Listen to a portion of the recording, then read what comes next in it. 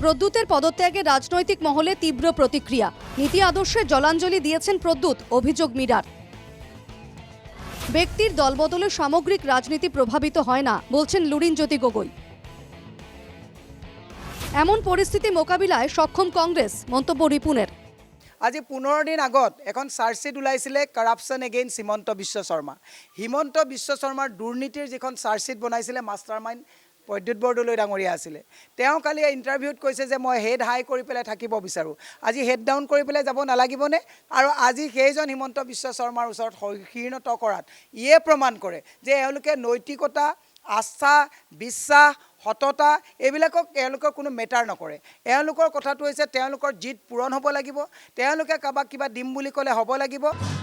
গোটেই গণতান্ত্ৰিক ব্যৱস্থাত ৰাজনৈতিক ভৱিষ্যত নিৰ্মাণ কৰে জনসাধাৰণে। ইয়াত কোনো নেতা, কোনো ব্যক্তি কেতিয়াও শ্ৰেষ্ঠ হ'ব নোৱাৰে। জনতাই ৰায় দিব, জনগণে সিদ্ধান্ত দিব। কোনোবাই ক'ৰবাত দল বাগৰিছে, কোনোবাই দালালি কৰিছে, কোনোবাই নিজৰ ব্যক্তি স্বাৰ্থ পূৰণ কৰিবৰ কাৰণে ইফাল সিফাল কৰিছে।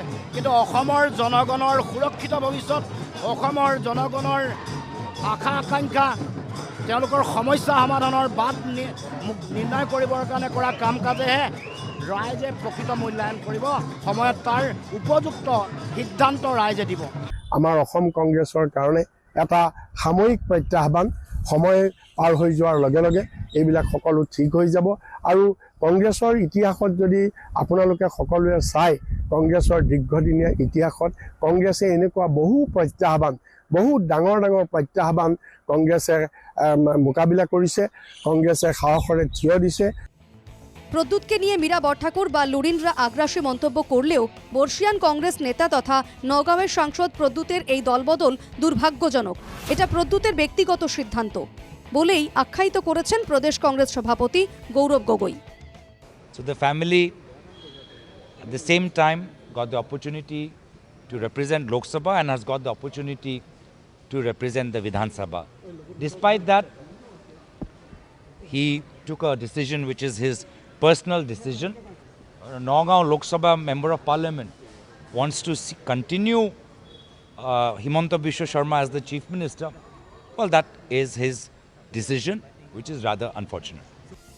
এখানেই শেষ নয়। প্রদ্যুৎ দল ছাড়ার পরও প্রতীক বরদলৈয়ের টিকিট নিয়ে কংগ্রেস বিবেচনা করছে বলেও জানান গৌরব। এমন পরিস্থিতি হবে প্রতীক নিজেও জানতেন না। প্রতীকের জন্য আমার সহানুভূতি, নৈতিক সমর্থন আছে। মানে তেওঁলোকৰ পৰিয়ালৰ কিছু কথা আছে। নিশ্চয় প্ৰতীক বৰদলৈ ডাঙৰীয়া এনেকুৱা এটা পৰিস্থিতিৰ সন্মুখীন হ'ব কেতিয়াও ভাবা নাছিল। প্ৰতীকৰ প্ৰতি মোৰ সহানুভূতি আছে, সমৰ্থন আছে, নৈতিক সমৰ্থন আছে। মই প্ৰতীকৰ ওপৰত কি সিদ্ধান্ত সি ল'বলৈ বিচাৰে, মই পৰৱৰ্তী সময়ত মই দলৰ হৈ তেখেতৰ লগত কথাখিনি পাতিম।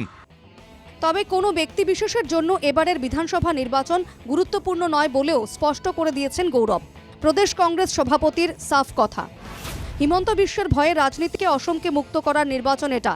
হিমন্ত বিশ্বের ঘৃণার রাজনীতি থেকে অসমকে মুক্ত করার নির্বাচন এটা। হিমন্ত বিশ্বের সিন্ডিকেটের রাজনীতি থেকে অসমকে মুক্ত করার নির্বাচন এটা। This election is much more important than one person. This election is about freeing Assam from the clutches of Himanta Biswa Sharma.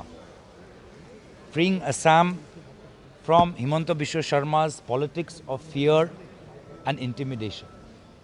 Freeing Assam from the mafia raj that has crept during Himanta Biswa Sharma's tenure. এদিকে স্বাভিমানী কোনো নেতার পক্ষেই এখন আর কংগ্রেসে থাকা সম্ভব নয়, এটা উল্লেখ করে প্রদ্যুতের দলত্যাগের সিদ্ধান্তকে স্বাগত জানানোর পাশাপাশি ফের একবার রকিবুলকে একহাত নিলেন বিজেপি বিধায়ক দিগন্ত কলিতা। উষ্ম আদৰণি জনাইছোঁ আৰু স্বাভিমানী অসমীয়া, খাতি অসমীয়া আৰু খিলঞ্জীয়া অসমীয়া কংগ্ৰেছ দলত নেথাকে, মাত্ৰ এজনক বাদ দি, যোন ৰজাৰ পুত্ৰ। যে ৰকিবুল হুছেইনে যাক সংগ দিছে তেওঁৰ ধ্বংসযোগ্য। এতিয়া গৌৰৱ গগৈৰ ধ্বংসযোগ্য আৰম্ভ হৈছে। ৰকিবুলক যিমান লগত ৰাখিব সিমান ধ্বংসযজ্ঞ আৰম্ভ হ'ব। নির্বাচনের প্রাক্কালে প্রদ্যুতের মতো হেভিওয়েট নেতার দলত্যাগের এই সিদ্ধান্তে রাজ্য রাজনীতি সরগরম হলেও বরাবরের মতোই শান্ত সংযত গৌরবকে কিন্তু একটুও বিচলিত হতে দেখা যাচ্ছে না। কংগ্রেস কর্মীদের জন্য এটাই আশার বার্তা। Bureau report, NKTV Bangla.